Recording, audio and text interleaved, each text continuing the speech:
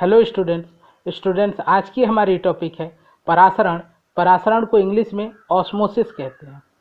तो परासरण को बेहतर ढंग से समझने के लिए सबसे पहले हम एक टॉपिक अलग से पढ़ लेते हैं, अर्धपारगम्य झिल्ली। अर्धपारगम्य झिल्ली को इंग्लिश में सेमी परमेबल मेम्ब्रेन, शार्ट में इसको एसपीएम कहते हैं। तो चलिए देखते हैं अर्धपारगम्य झिल्ली क्या होती है। अर्धपारगम्य झिल्ली ऐसी झिल्ली होती है जिसे कुछ पदार्थों के कण पार कर लेते हैं जबकि कुछ पदार्थों के कण पार नहीं कर पाते हैं, अतः इसे अर्धपारगम्य झिल्ली कहते हैं। तो अर्धपारगम्य झिल्ली नाम से ही आपको क्लियर है कि ऐसी झिल्ली होगी जिसे कुछ पदार्थों के कण पार कर पाएंगे और कुछ पदार्थों के कण पार नहीं कर पाएंगे, इसीलिए यहाँ पे ये शब्द लगाया गया अर्धपारगम्य। अब ऐसा कैसे हो सकता है, इसको हम समझते हैं। अर्धपारगम्य झिल्ली में अनेक सूक्ष्म छिद्र पाए जाते हैं, अतः ऐसे कण जिनका आकार इन छिद्रों से छोटा होता है वे अर्धपारगम्य झिल्ली को पार कर लेते हैं, तथा जिन कणों का आकार इन छिद्रों से बड़ा होता है वे अर्धपारगम्य झिल्ली को पार नहीं कर पाते हैं। तो उम्मीद है अब आपको समझ में आ गया होगा कि अर्धपारगम्य झिल्ली को कुछ पदार्थों के कण पार कर पाते हैं और कुछ पदार्थों के कण पार नहीं कर पाते हैं, और ऐसा क्यों होता है। आगे देखते हैं। अर्धपारगम्य झिल्ली प्राकृतिक या संश्लेषित दोनों प्रकार की हो सकती है। जैसे उदाहरण देखते हैं तो त्वचा, पार्चमेंट झिल्ली, कोशिका कला, ये प्राकृतिक अर्धपारगम्य झिल्लियां हैं। और सेलोफेन संश्लेषित को ही हम कृत्रिम भी कहते हैं। तो सेलोफेन संश्लेषित या कृत्रिम अर्धपारगम्य झिल्ली होती है। अर्धपारगम्य झिल्ली को समझ लेने के बाद अब हम परासरण को बहुत आसानी से समझ सकते हैं। तो चलिए देखते हैं परासरण क्या होता है। वह प्रक्रिया जिसमें विलायक के अणु कम सांद्रता के विलयन से अधिक सांद्रता के विलयन की ओर अर्धपारगम्य झिल्ली से होकर स्वतः प्रवाह करते हैं, परासरण कहलाती है। यहाँ पर लिखा गया है स्वतः प्रवाह। स्वतः प्रवाह का अर्थ होता है कि जब विलायक के अणु गति करेंगे तो उसमें वो किसी प्रकार की ऊर्जा का अवशोषण नहीं करेंगे। परासरण की एक दूसरी परिभाषा भी हम लिख सकते हैं। परासरण की दूसरी परिभाषा हम लिख सकते हैं, वह प्रक्रिया जिसमें विलायक के अणु अर्धपारगम्य झिल्ली से होकर अपनी उच्च सांद्रता से निम्न सांद्रता की ओर स्वतः प्रवाहित होते हैं, परासरण कहलाती है। अब आप दोनों परिभाषाओं को देखें तो आप देखेंगे कि विलायक के अणु ही अर्धपारगम्य झिल्ली को पार करके एक तरफ से दूसरी तरफ जा रहे हैं। अब ऐसा कैसे होता है, इसको हम समझते हैं।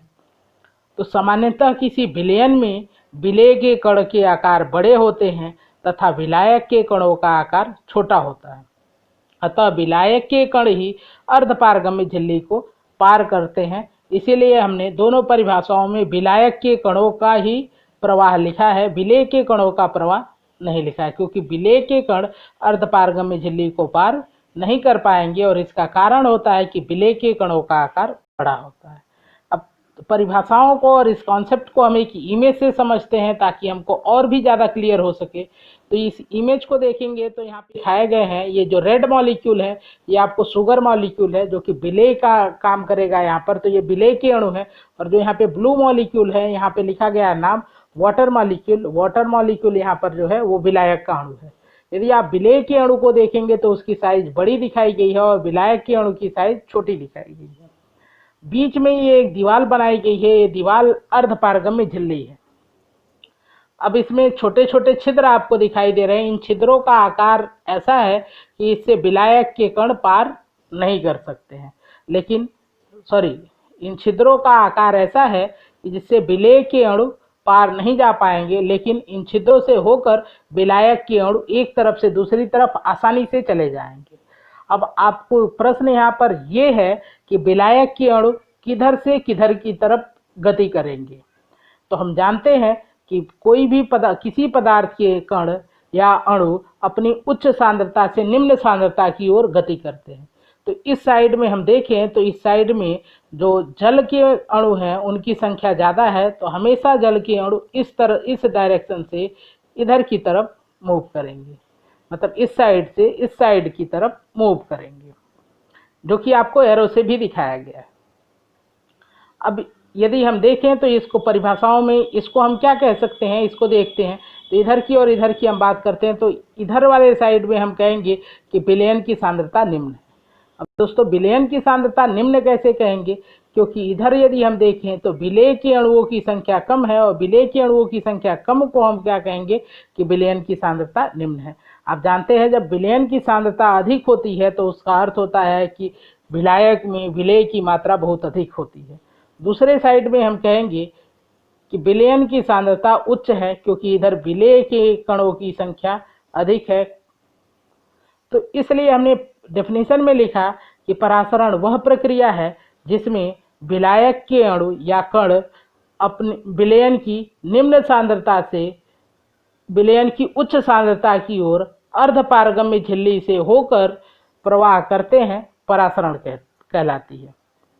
अब दूसरे शब्दों में इस साइड को हम कह सकते हैं कि इधर विलायक की सांद्रता उच्च है, क्योंकि आप देख रहे हैं इधर जल के अणुओं की संख्या अधिक है, तो आप इसको क्या कह सकते हैं, विलायक की सांद्रता अधिक है इस साइड में। और इस साइड में आप देखेंगे जल के अणुओं की संख्या कम है, तो इस साइड को आप कहेंगे कि विलायक की सांद्रता निम्न है। तो दूसरी परिभाषा में यही हमने लिखा था कि परासरण वह प्रक्रिया है जिसमें विलायक के अणु अपनी उच्च सांद्रता से, इधर विलायक की सांद्रता उच्च है, उच्च सांद्रता से निम्न सांद्रता की ओर अर्धपारगम्य झिल्ली से होकर प्रवाहित होते हैं। तो उम्मीद करता हूं कि दोनों परिभाषाएं आपको समझ में आ गई होंगी। तो अब हम आगे देखते हैं, बात समझ में आ गई होगी तो आगे हम देखते हैं परासरण के उदाहरण।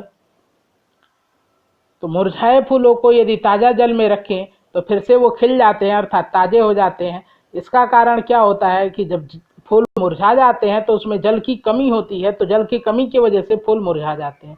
वापस जब उसको आप ताज़े जल में, ताज़े जल का मीन्स ऐसा जल है जिसमें साल्ट ना हो, नमक ना हो, तो ताज़े जल में रख देंगे तो फिर से जो परासरण क्रिया द्वारा जल उनकी कोशिकाओं में प्रवेश करेगा। और अभी हमने पढ़ा कोशिका कला या कोशिका झिल्ली जो होती है वो अर्धपारगम्य झिल्ली होती है, तो जल फूल की कोशिकाओं में प्रवेश करेगा और जल फिर से खिल जाएंगे, यानी ताजे हो जाएंगे।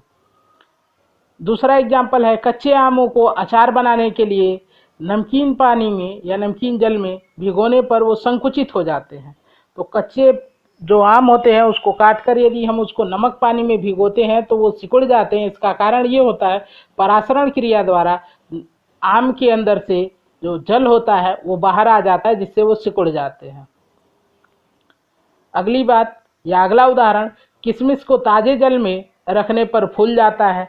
तो किशमिश को यदि आप ताजे जल में, यहाँ पे ताजे जल का अर्थ ये है कि जल में नमक ना हो, ताजे जल में रख देंगे तो परासरण क्रिया द्वारा जो बाहर से जल किशमिश के अंदर प्रवेश करता है और किशमिश फूल कर बड़ा हो जाता है।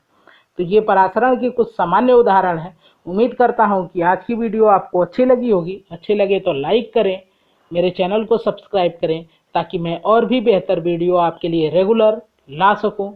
धन्यवाद।